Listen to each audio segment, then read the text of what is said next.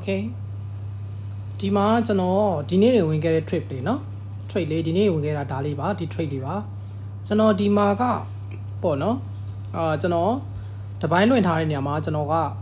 ဒီမှာသူကပေါ့เนาะဒီအောက်မှာဒီနားအောက်ကဒီ inducement ကိုလည်းသူလာမစားခဲ့ဘူးပေါ့เนาะအဲ့ဒီခါကျတော့ဒီ inducement အဲ့တော့မှဒီနားလောက်မှာဗျာเนาะဒီနားတစ်ဝိုက်လောက်မှာသူဒီနား inducement ကိုလည်းသူလာမစားဘဲနဲ့သူကဒီနားကနေမှဖောက်တက်သွားတယ်ဒီနားကနေမှဆက်တက်သွားတယ်เนาะဒီကကျလာတယ်ဒီတန်ရဒီမှာကျလာတယ်အနီရောင်နဲ့ပြီးရင်ဒီအောက်မှာရှိ inducement သူလာမစားဘဲနဲ့ဒိုင်းနဲ့ဆောက်တက်သွားတယ်ဖောက်တက်သွားတော့ကျွန်တော်ကအဲ့ဒီခါကျတော့ပေါ့เนาะကျွန်တော်ကအဲ့ဒီခါကျတော့ဒီတန်ကအနီရောင်ဒီတန်အနီရောင်ထပ်ပြီးတော့မှအစိမ်းရောင်နဲ့အစိမ်းရောင်အတန်ရှိနဲ့သူဒီswitch ပြီးတော့တက်သွားလို့မြင်လိုက်တယ်ပေါ့နော် switch ပြီးတော့တက်သွားလို့မြင်လိုက်တဲ့ခါကျတော့ကျွန်တော်ကအဲ့ဒါနဲ့ကျွန်တော်ဒီဘာလို့လဲဆိုတော့တခါတည်းဒီ switch ပြီးတက်တာမြင်တဲ့အတွက်ကြောင့်မလို့တခါတည်းကျွန်တော်ဝင်လိုက်တော့တယ်ပေါ့နော်ဒါဒီ switch ပြီးတက်သွားလို့ကျွန်တော်ယူဆရတယ်ပေါ့နော်အဲ့ခါကျွန်တော်ရဲ့ stop loss ကဒီအောက်ထိထားရတယ်ဒီအောက်ထိဆိုတော့ဘာလို့ထားလဲလို့မြင်ဒီမှာဒါကဒီနေရာကဒါကျွန်တော်တို့ higher time frame ရဲ့ပေါ့နော်1 hour ရဲ့ higher time frame ရဲ့ OPI ရှိရနေရ gap ရှိရနေအားကြောင့်မလို့ဒီ gap ထိထားတယ်ပြီးရင်ဒီမှာဒါလေးက9မိနစ်ကတ်လေး9မိနစ်ကတ်လေးအောက်ထိထားလိုက်တယ်ပေါ့နော် safe ဖြစ်အောင်အဲ့ဒါနဲ့သူဒီတက်သွားလိုက်တာအခုဒီ trade မှာကျွန်တော်ဝင်သွား trade မှာသူဒီပါလဲဒီမှာ 2.5 ကျွန်တော်ရပါတယ် 2.5 ပေါ့နော်ကျွန်တော်ထည့်တဲ့ပတ်စံရဲ့ 2.5% ရပါတယ်ပြီးတဲ့ခါကျအခုနောက်တစ်ခေါက်ကျွန်တော်ထပ်ပြီးတော့ကြည့်တဲ့ခါကျတော့ကျွန်တော်ဒီမှာဝင်ထားတာရှိတယ်ပေါ့နော်ဒီမှာထွက်ပြီးတော့ကြည့်တဲ့ခါကျတော့ဒီမှာ9မိနစ် gap ကိုသူကတဝက်လောက်ကပဲသူဒီဖျောင်းတဲ့အသားကိုတဝက်ကိုမကြော်ဘဲနဲ့တက်သွားတယ်နော်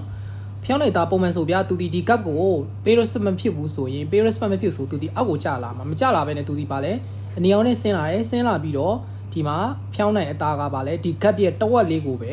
တဝက်တိနီးပါးလောက်ကိုပဲသူဒီထောက်ပြီးတော့တက်သွားတယ်အားကြောင့်မလို့ကျွန်တော်ကဒီ gap ကနေပြီးတော့ဒီဒီချောင်းပေါ့နော်ဒီချောင်းရဲ့နားကနေပြီးမှကျွန်တော်ဒီဝင်လိုက်တယ်ပေါ့နော်ဆိုလို့ရတော့ဒီ gap ကသူကအရေးပါပေါ့နော်ပြောချင်တာလေဒီ gap က storm ဖြစ်တဲ့ gap လို့ပြောလို့ရတယ်5 minute gap ပေါ့နော်ဒါအော်တော့ဒီမှာဒီ gap ကိုလာပြီးပြန်လာထောက်တယ်ကြည့်တာနော်ဒီမှာထောက်တယ်ဟုတ်